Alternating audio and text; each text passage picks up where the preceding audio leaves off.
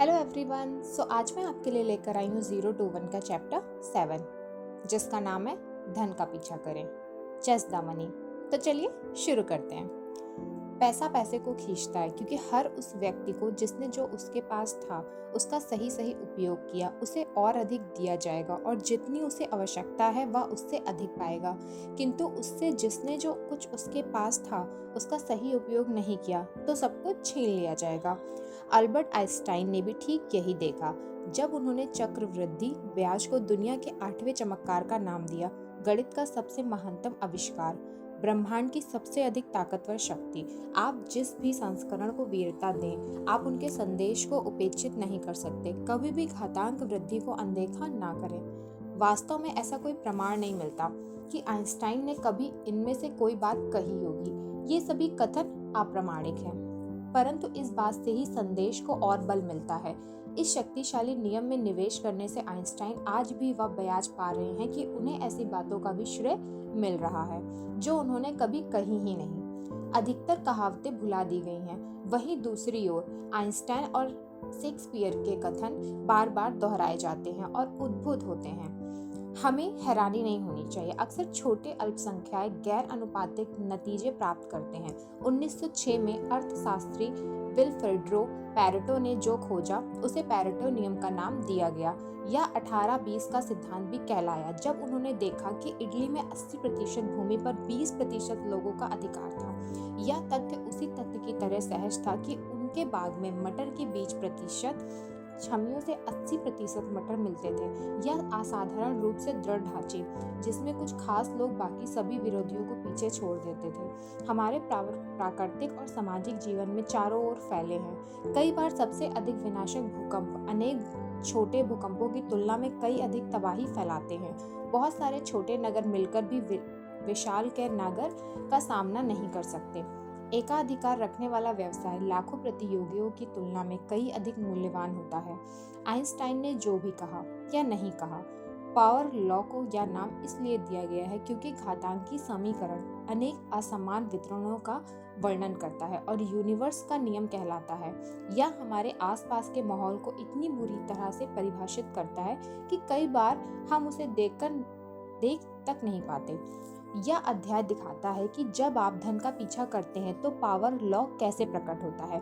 Venture capital या जोखिम पूंजी में जहां निवेशक आरंभिक कंपनियों में घातांकीय वृद्धि से लाभ पाने की कोशिश करता है, कुछ कंपनियां दूसरों की तुलना में घातीय रूप से अधिक वृद्धि करती हैं। अधिकतर व्यवसाय को कभी जोखिम पूंजी का सामना नहीं करना पड़ता, परंतु हर किसी को वह बात पता होनी चाहिए जिसे वेंचर कैपिटलिस्ट भी समझाने की कोशिश कर रहे हैं। हम एक सामान्य संसार में नहीं जीते, हम पावर लॉ के अधीन जीते हैं। वेंचर कैपिटल का पावर लॉ। उद्यम पूंजीवादी का लक्ष्य यही होता है कि वह उदीयमान कंपनियों के शुरुआती दौर से ही उन्हें पहचाने, उन्हें फंड करे और फिर उनसे मुनाफा कमाए। वे लोग संस्थानों और अमीर लोगों से पैसा लेते हैं, उसे फंड में डालते हैं और फिर उनकी तकनीकी कंपनियों में निवेश करते हैं जो उनके हिसाब से आगे जाकर मुनाफा दे सकती है। यदि वे सही निकलते हैं तो रिटर्न पर लगभग 20% तक लेते हैं। एक वेंचर फंड तब पैसा कमाता है जब इसके पोर्टफोलियो की कंपनियां और अधिक मूल्यवान होकर पब्लिक होती हैं या उन्हें बड़ी कंपनियां खरीद लेती हैं।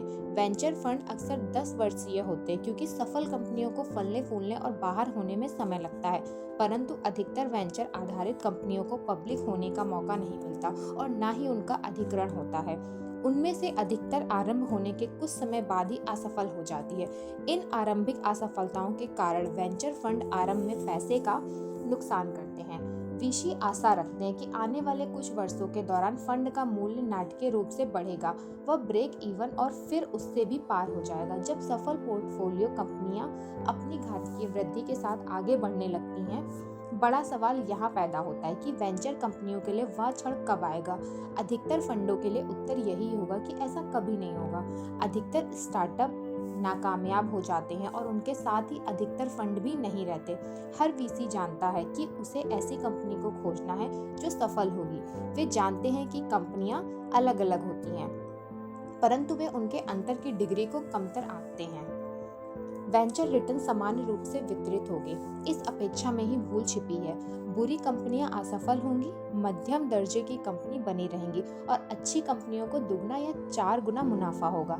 इसी ढांचे को ध्यान में रखते हुए निवेशक नाना प्रकार का पोर्टफोलियो तैयार करते हैं और आशा रखते हैं कि विजेता ही हारने वालों की हार को संतुलित कर देंगे, परंतु यह स्प्रे एंड प्रे पहल अक्सर असफल पोर्टफोलियो के साथ ही सामने आती है, जिसमें कोई हिट नहीं होता।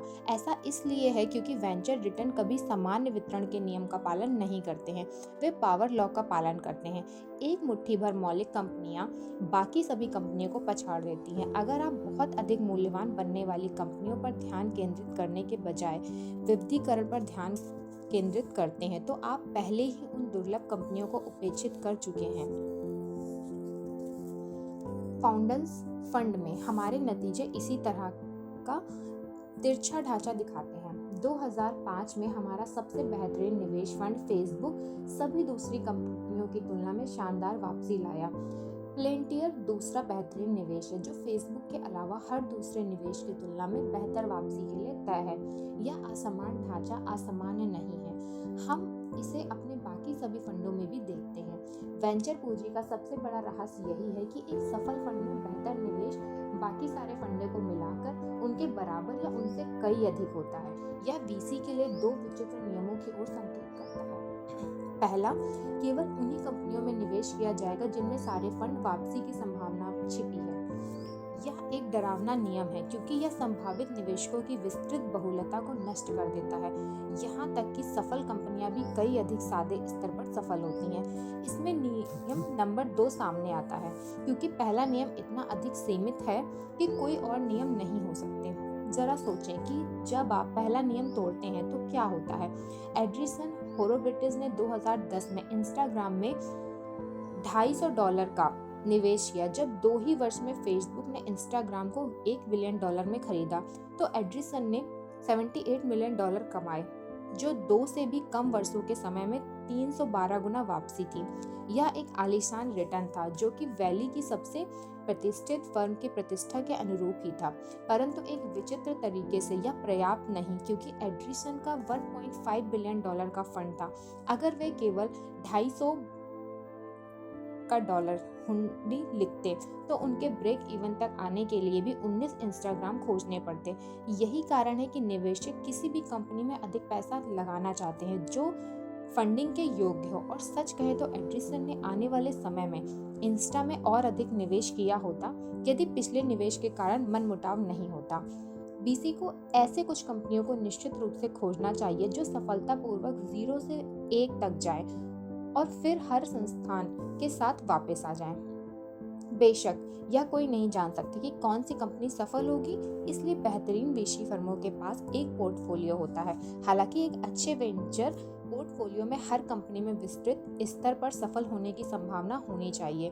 फाउंडर्स फंड में हम एक फंड में 5 से 7 कंपनियों पर विचार करते हैं। इनमें से प्रत्येक के लिए हम यही मानते हैं कि ये अपनी अनूठी बुनियाद के कारण मल्टी बिलियन डॉलर बिजनेस बन सकती हैं। जब भी आप किसी व्यवसाय के सार को इस वित्तीय प्रश्न की ओर ले जाते हैं कि यह किसी विविध प्रतीक्षा रणनीति में फिट होगा या नहीं, तो वेंचर निवेश कुछ इस तरह लगने लगता है मानो आप कोई लॉटरी का टिकट खरीद रहे हो, और जब आप एक बार यह सोच लेते हो कि आप लॉटरी खेल रहे हो तो आपने पहले ही स्वयं को हारने के लिए मनोवैज्ञानिक रूप से तैयार कर लिया है।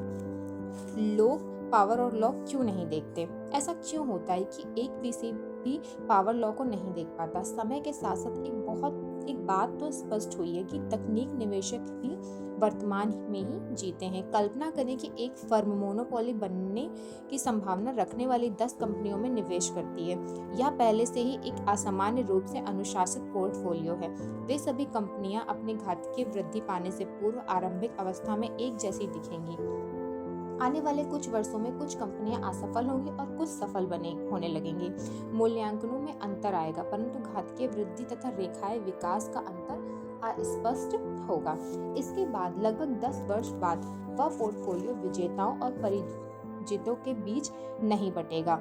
यह एक प्रमुख निवेश और शेष अन्य के बीच विभाजित होगा।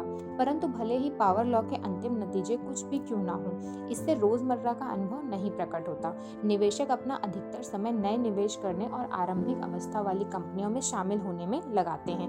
वे जिन कंपनियों के साथ काम करते हैं उनमें से अधिकतर परिभाषा के अनुसार औसत होती है।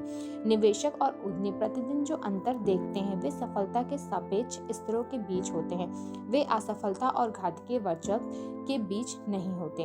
कोई भी किसी निवेश से निराश नहीं होना चाहता, इसलिए वीसी सफल होने वाली कंपनियों के बजाय अपना अधिकतर समय समस्या पैदा करने वाली कंपनियों पर लगाते हैं। अगर निवेशक भी तेजी से वृद्धि करने वाले स्टार्टअप्स में पावर ऑफ लॉ नहीं देख पाते तो इसमें कोई हैरत नहीं है कि दूसरे लोग भी इसे नहीं देख पाते। पावर लॉ के वितरण इतने बड़े हैं कि ये आमतौर पर दिखाई ही नहीं देते। मिसाल के लिए, जब सिलिकॉन वैली के बाहर अधिकतर लोग वेंचर कैपिटल के बारे में सोचते हैं तो हो सकता है कि एक छोटी और विचित्र मंडली के बारे में सोच रहे हो, जैसे एबीसी की शार्क टैंक, जो विज्ञापनों के बिना अनूठी है। यूएसए में हर वर्ष आरंभ होने वाले नए व्यवसायों में से 1% से भी कम को वेंचर फंडिंग मिलती है और कुल वीसी निवेश अकाउंट जीडीपी के 0.2% से भी कम होता है। परंतु उन निवेशों के नतीजों गैर अनुपातिक रूप से सारी अर्थव्यवस्था को आगे बढ़ाते हैं। वेंचर प्राप्त कंपनियां सारे निजी क्षेत्र की नौकरियों का 11% बनाती है। वे जीडीपी के 21% तक सालाना राजस्व बना लेती है। वास्तव में दर्जन विशालतम तकनीकी कंपनियां ऐसी थी जिन्हें वेंचर का समर्थन मिला हुआ था। वे 12 कंपनियां मिलकर $2 ट्रिलियन से भी अधिक हैं, जो अन्य सभी टैंक कंपनियों को मिलाकर भी कहीं अधिक है। पावर लॉ का क्या करें? पावर लॉ केवल निवेशकों के लिए महत्वपूर्ण नहीं है, यह हर व्यक्ति के लिए अहमियत रखता है क्योंकि हर व्यक्ति निवेशक है।